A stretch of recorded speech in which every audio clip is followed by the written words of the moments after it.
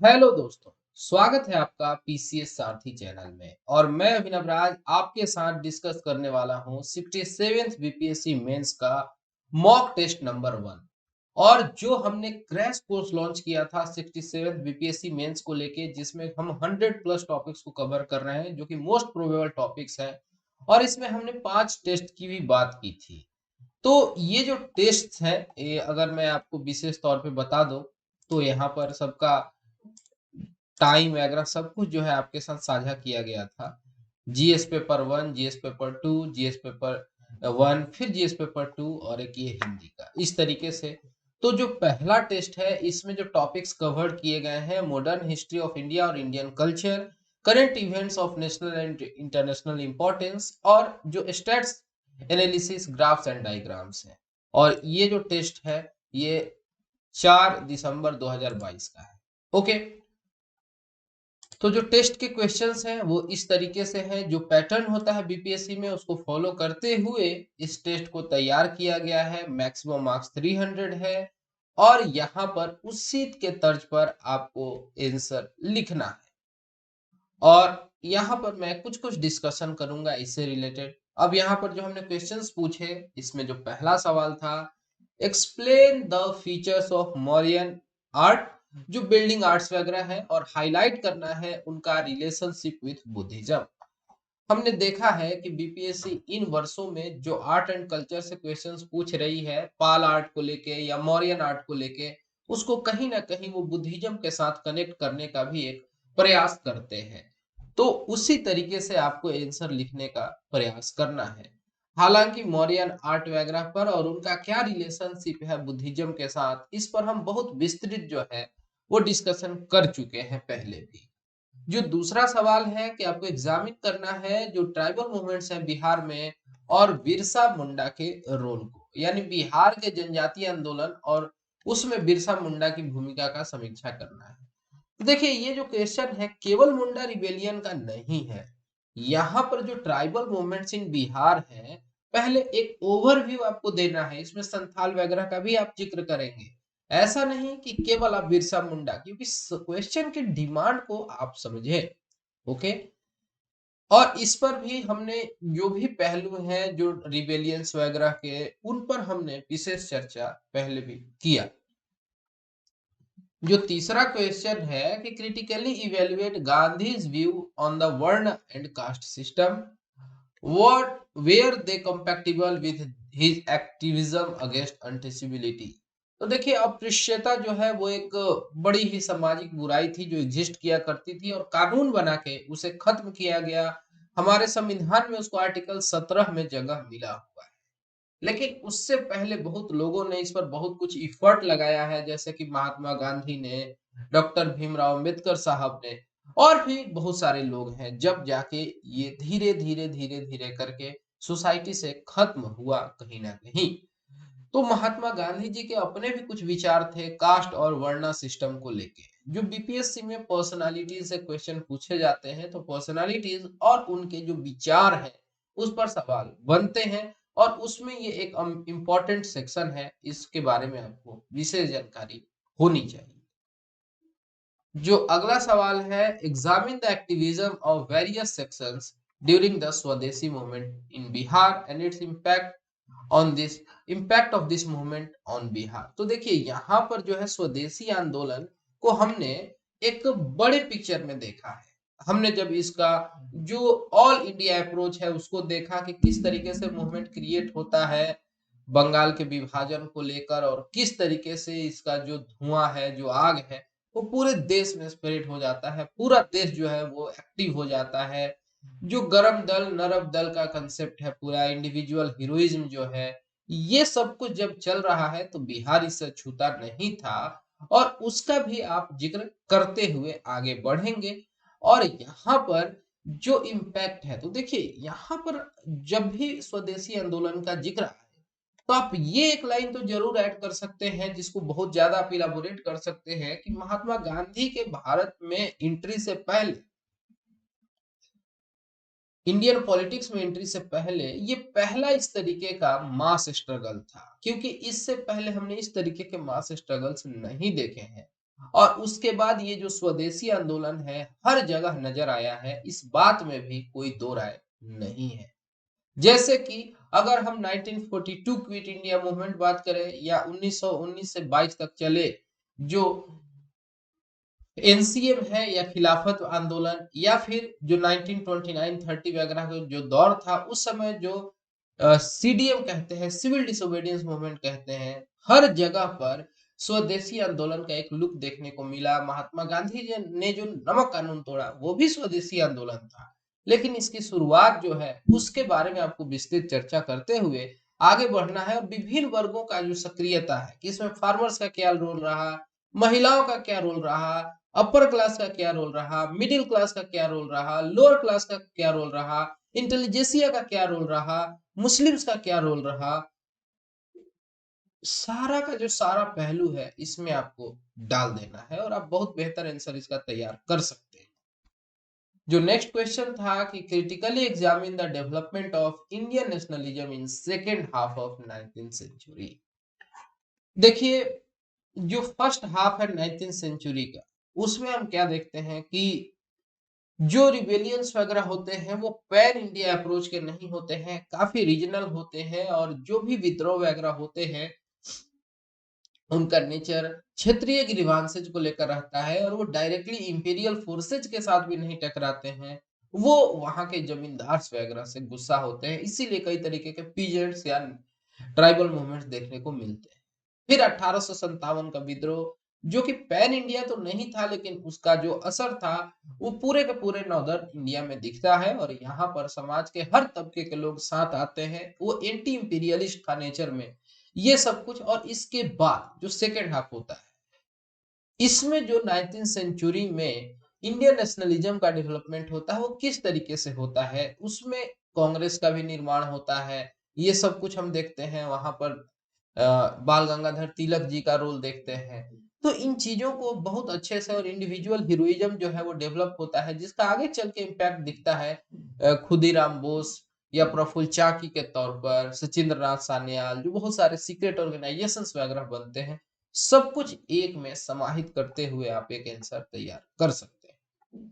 इसी तरीके से कुछ ऐसा हो सकता है कि क्वेश्चन कि नेहरू और उनका जो सेकुलरिज्म है इस पर आपको लिखना होगा 19 मार्क्स वाले कैटेगरी में, और बिहार का क्या रोल रहा सीडीएम में, सिविल डिसोबीडियंस मूवमेंट में। ओके। और इस तरीके से क्वेश्चन के role of Indian National Army in independence, जिस पर कि हमने विशेष तौर पर चर्चा किया है जब हम लोग डिस्कस कर रहे थे रोल ऑफ नेताजी सुभाष चंद्र बोस। तो इन सारी चीजों को हमने एक में समाहित करते हुए डिस्कशन किया। जो सेक्शन 2 है यहाँ पर जैसे क्वेश्चन इस तरीके से आ गया कि discuss the concerns highlighted by NFHS 5 on child and women health in India. अब ये डायनेमिक क्वेश्चन है, करेंट अफेयर का है, और जो पढ़ा रहेगा और जो एनएफएचएस जानेगा वही लिख पाएगा। अब बहुत सारे लोग जो हैं कंफ्यूज हो रहे होंगे कि क्या इस तरीके से शॉर्ट फॉर्म दे के कंफ्यूज किया जा सकता है। हो सकता है कि नेशनल फैमिली हेल्थ सर्वे जो है उसका मैं शॉर्ट फॉर्म जान ही ना रहा हूँ, या एनएफएचएस का फुल फॉर्म मुझे याद नहीं आ रहा हो, तो फिर ये आपकी कमी हो जाएगी। इस तरीके से क्वेश्चंस को बनाने का हमारा यही मकसद है कि आप इस तरीके की चीजों को लेकर प्रिपेयर्ड रहें और करेंट अफेयर के जो ये इंपॉर्टेंट टॉपिक्स है इसको आपको अच्छे से कवर करना है। हो सकता है कि आप में से बहुत सारे लोग इस क्वेश्चन को देखने के बाद सोच रहे होंगे कि अरे ये टॉपिक तो हमने अभी सोचा ही नहीं था। अगला जो क्वेश्चन है, discuss the global hunger index and it's indicators, कि ग्लोबल हंगर इंडेक्स जो है वो किन किन मानकों पर टिका हुआ है और हंगर इंडेक्स क्या बताता है, ये कितना सक्सेसफुल है। अगला जो इसका पार्ट है, what are the factors contributing to hunger and malnutrition in India. यानी जो पहला इसका हिस्सा है यहां तक का ग्लोबल हंगर इंडेक्स और उसके इंडिकेटर्स, इसमें कहीं से भी कोई भी ऐसा हिस्सा नहीं है जो कि भारत के लिए स्पेसिफिक है। आपको वैश्विक स्तर पर इस बात को सोच के लिखना है। जो सवाल का दूसरा हिस्सा है उसमें आपको बताना है कि वो कौन से फैक्टर्स हैं जो कंट्रीब्यूट कर रहे हैं हंगर में और कुपोषण में, भूख और कुपोषण में। भारत के लिए पूछ दिया गया और भारत में जो पिछड़े राज्य हैं जैसे उड़ीसा, झारखंड और बिहार वगैरह में क्या स्थितियां हैं उसका आपको जिक्र करना होगा। इसी तरीके से why are south eastern countries not able to perform well in global index. अब देखिए ये जो सवाल है ये 38 मार्क्स में पूछ लिया गया और इस सवाल के तीन हिस्से आपको नजर आ रहे हैं। पहला कि डिस्कस करना है ग्लोबल हंगर इंडेक्स और उसके इंडिकेटर्स को। दूसरा कि इंडिया जो है इंडिया में बहुत ज्यादा कुपोषण है और इसके क्या कारण है, दूसरा सवाल। और तीसरा कि व्हाट आर साउथ मतलब कि ये जो why are south eastern countries not able to perform well. यानी कि 38 मार्क्स का सवाल है और तीन हिस्सों में आपको लिखना है। ठीक है, यानी कि हर एक के लिए करीब 13 मार्क्स हो गया। 13 3 40 होता है। अब ऐसा नहीं है कि आप पहले ही हिस्से को बढ़िया से लिखते रह जाइए और दो हिस्सों को नहीं लिखिए। तो आप बहुत अच्छा आंसर लिखेंगे और केवल पहले हिस्से का चर्चा करते रहेंगे तो आपको 11 मार्क्स 12 मार्क्स मैक्सिमम आ सकता है इस सवाल में। इसलिए हर इसका जो एस्पेक्ट है उसको इक्वल टाइम देना होगा और उसको इक्वल वेटेज देना होगा। इस तरीके से इन बातों को आपको सीखने की जरूरत है। Question number 9, analyse the issues associated with stubble burning in India. ये जो पराली जलाया जाता है इसको लेकर बहुत तरीके की समस्याएं होती हैं और इसका असर जाड़े के दिनों में देखने को मिलता है दिल्ली और उसके आसपास के क्षेत्रों में। जब वो स्मोक पूरे शहर को भर लेता है और फिर वो आगे चल के स्मॉग का रूप ले लेता है। जब स्मोक और फॉग मिलता है और कई बार क्या होता है कि जब उस पर धूप पड़ता है तो वो रिएक्शन करके बहुत ही जहरीला बन जाता है। तो क्या कुछ समस्याएं हैं स्टबल बर्निंग को लेकर, वो हेल्थ को किस तरीके से इम्पैक्ट कर रहे हैं, सिटी को किस तरीके से तबाह कर रहे हैं और यहाँ पर जो सतत स्कीम लाया गया है वो कैसे रिजॉल्व कर सकता है इस समस्या को। यहाँ पर बिहार के रोहतास के साइंटिस्ट ने अपने भी ओपिनियन दिए स्टबल बर्निंग को लेकर, जो कि पूरे भारत में जो भी साइंटिस्ट कम्युनिटी है उसने बहुत ज्यादा अप्रिशिएट किया। तो ये सब कुछ भी जो है आप अपने आंसर में मेंशन कर सकते हैं अंत वाले हिस्से में। जो क्वेश्चन नंबर 10 है कि discuss how the G20 presidency would portray India as a leader in the south, how does it impact Indian economic interest. यानी G20 को बहुत अच्छे से आपको डिस्कस करना है और वो किस तरीके से इंडिया को और एक बड़ा बनाने वाला है और जो हमें प्रेसिडेंसी मिली है तो यहाँ पर उन सारे पहलुओं को डिस्कस करना है। इंडिया के लिए ये कैसे फायदेमंद रहने वाला है, इंटरनेशनल ऑर्गेनाइजेशन से हर बार सवाल पूछे जाते हैं और इसको बहुत अच्छे से आपको डिस्कस करने की जरूरत है। अगला जो सवाल है वो है रशिया यूक्रेन के कॉन्फ्लिक्ट को लेके कि Russia Ukraine conflict seems to have reached a deadlock in which diplomacy can have a larger role. What effects does this conflict have on global economy and how could India contribute towards peace efforts? इसमें India का किस तरीके से एक सक्रिय जो है वो भूमिका रह सकता है, इस बात को आपको बताना है। अब ध्यान देने वाली बात है कि ये जो टॉपिक है ये पूछे जाने की इसकी प्रबल संभावना है, बहुत ज्यादा ये प्रोबेबल है, ये पूछा जा सकता है। और इसके सारे डायमेंशंस को आप देखेंगे अच्छे से अलग अलग सोर्सेज को फॉलो करके आप इसका एक आंसर जो है तैयार कर सकते हैं। इस पर हमने भी विशेष तौर पर डिस्कशन किया है और देखिए यहीं से हम लोग जो है शुरू करते हैं। जो क्वेश्चन है फिर से देखिए, क्वेश्चन को बार बार पढ़ने से आपको समझ आता है कि यहाँ पर हम क्या लिख सकते हैं, किस तरीके से इस क्वेश्चन के डिमांड को फुलफिल कर सकते हैं। तो यहाँ पर ये जो क्वेश्चन है ये दो हिस्सों में है, इक्वल वेटेज मिलना चाहिए। अगर 38 मार्क्स का सवाल है तो 19-19 मार्क्स देखेंगे। तो यहाँ पर जो पहला हिस्सा है कि the Russia Ukraine conflict seems to have reached a deadlock in which diplomacy can have a larger role. What effect does this conflict have on global economy and how could India contribute towards peace effort? अगर मैं हिंदी में पढ़ दूं ऐसा प्रतीत होता है कि रूस यूक्रेन संघर्ष एक गतिरोध पर पहुंच गया है, जिसमें कूटनीति की बड़ी भूमिका हो सकती है। इस संघर्ष का वैश्विक अर्थव्यवस्था पर क्या प्रभाव पड़ता है और भारत शांति प्रयासों में कैसे योगदान दे सकता है? समझे तो तीन सवाल हो गए इसमें।